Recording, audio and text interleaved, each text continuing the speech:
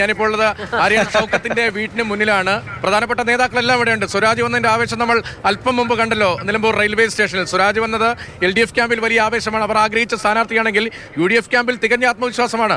ഈ സീറ്റിൽ കാലങ്ങൾക്ക് ശേഷമാണ് 2006-ൽ P. ശ്രീരാമകൃഷ്ണൻ മത്സരിച്ച ശേഷം ഇതാദ്യമായി CPM-ന്റെ ചിഹ്നത്തിൽ ഒരു സ്ഥാനാർത്ഥി വരുന്നു. മാത്രമല്ല CPM ചിഹ്നത്തിൽ മത്സരിച്ചാൽ വിജയിക്കില്ല എന്നൊരു ആത്മവിശ്വാസം കൂടി UDF നേതാക്കൾ പ്രകടിപ്പിക്കുന്നുണ്ട്. അല്പസമയത്തിനകം UDF സ്ഥാനാർത്ഥി നാമനിർദ്ദേശ പത്രിക സമർപ്പിക്കാനായി പോവുകയാണ്. ഇവിടെ എന്നോടൊപ്പം മുതിർന്ന നേതാവ് ശ്രീ KP M മജീദ് ഉണ്ട്, PK ബഷീർ MLA ഉണ്ട്, നിരവധി എല്ലാ നേതാക്കളുടെയും പേര് ഞാൻ പറയുന്നില്ല. ആദ്യം KP M മജീദിലേക്ക്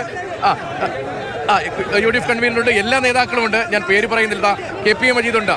PV Anwar ആയിരുന്നല്ലോ ഒരു തലവേദനയെ കുറച്ച് ദിവസമായി നിൽക്കുന്ന. ആ തലവേദന കഴിഞ്ഞു? ഞങ്ങൾക്ക് പത്ത് തലവേദന ആർക്കൊന്നുമില്ല.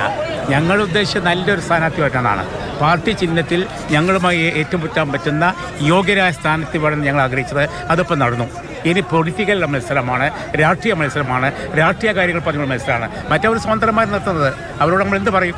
ഇപ്പം ഞങ്ങൾ ഗവൺമെൻറ്റിൻ്റെ ഭരണത്തിൻ്റെ കോട്ടങ്ങളെപ്പറ്റി പറയാം, അതിൻ്റെ മറ്റു അഴിമതികളെപ്പറ്റി പറയാം. ഞങ്ങൾക്ക് രാഷ്ട്രീയമായിട്ട് ഞങ്ങൾ തിരഞ്ഞെടുപ്പ് നേരിടണം. അതുകൊണ്ട് ഞങ്ങൾക്ക് സ്വരാജ് വന്നതിൽ വളരെ സന്തോഷമാണ്. ഞങ്ങൾ വളരെ ജാഗ്രതയിലാണ് ഞങ്ങൾ മുന്നോട്ട് പോകുന്നത്. UDF ആരും വിളിക്കേണ്ടതില്ല, ഞാൻ മത്സരിക്കാനും ഇല്ല എന്ന നിലയിലാണ് ഇപ്പോൾ ഏറ്റവും ഒടുവിൽ അൻവർ പറഞ്ഞു വയ്ക്കുന്നത്. അൻവറും പറഞ്ഞ സർക്കാരിനെതിരെയായിരുന്നു, പിണറായിക്കെതിരെയായിരുന്നു. ആ പിണറായി സത്തിനെതിരെ ഞാൻ പറഞ്ഞപ്പോൾ UDF വേണ്ട പിന്തുണ കിട്ടിയില്ല എന്നൊക്കെ പറയുന്നു. അൻവറിനെ അവഗണിച്ച് തന്നെ മുന്നോട്ട് വേണം, അൻവറിനെ കൂട്ടിച്ചേർത്ത് കൂടി മുന്നോട്ട് പോകും. എങ്ങനെയാണ്?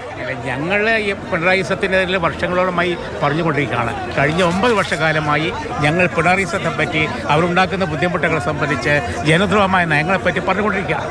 അതിൽ അൻവറുടെ അഭിപ്രായം കൂടി വന്നു എന്നല്ലാതെ അത് ഞങ്ങൾക്ക് പുതുമുള്ള കാര്യം. എന്തായാലും ഈ ചർച്ചകളെല്ലാം നേരിട്ട് അറിയുന്ന ആളുകൾ, വളരെ പ്രധാനപ്പെട്ട എണ്ണപ്പെട്ട നേതാക്കളിൽ ഒരാളാണ് താങ്കൾ.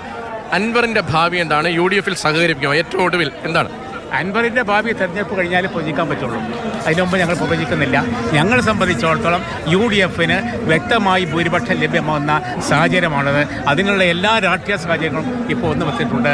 ഞങ്ങൾക്ക് നല്ല അൻവറിനെ സഹകരിപ്പിക്കുന്ന കാര്യത്തിലും തെരഞ്ഞെടുപ്പിന് ശേഷമായിരിക്കും തീരുമാനം. അതിനെപ്പറ്റി ഇപ്പം ഞങ്ങളൊന്നും കമൻ്റ് ഒന്നും പറയുന്നില്ല. അത് കമൻ്റ് പറയേണ്ട സമയമല്ല. ഞങ്ങളിപ്പോൾ ഇലക്ഷൻ ഗോതയിലാണ്. ഞങ്ങളത് ഗൗരവമായിട്ടാണ് കാണുന്നത്.